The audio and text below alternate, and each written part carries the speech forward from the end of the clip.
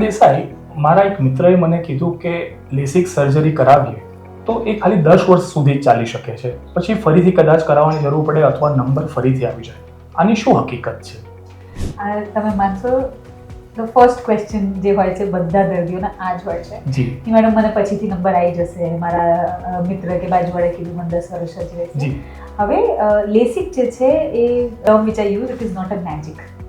આજે તમારા જેટલા નંબર્સ છે હાજી એટલા એ જો તમારી આંખના સ્કેન્સને મેઝરમેન્ટ્સ લઈએ અને એટલા નંબર્સ જો આપણે ઉતારી શકીએ તો એટલા નંબર એ ઉતારી આપે. બટ જો તમારી આંખના નંબરનું પ્રકૃતિ એવી જ છે કે એ પછીથી બી વધી શકે તો એ લેસિક પછી બી વધવાનું જ છે. બરાબર.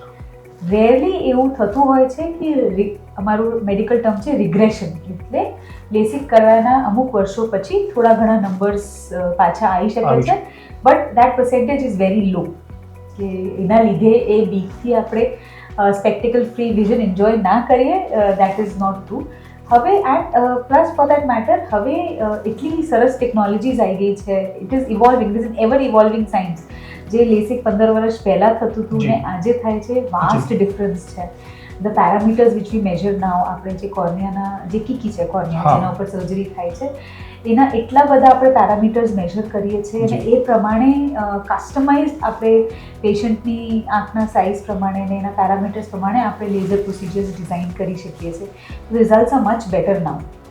લેસિક જે છે એ સરફેસ પ્રોસિજર છે, આંખના સરફેસ ઉપર એ સર્જરીઝ થાય છે. So compare to other surgeries વધારે પ્રિડિક્ટેબલ છે અને જો કોઈ કોમ્પ્લિકેશન્સ આવે તો બી દે આર ક્વાઇટ મેનેજેબલ.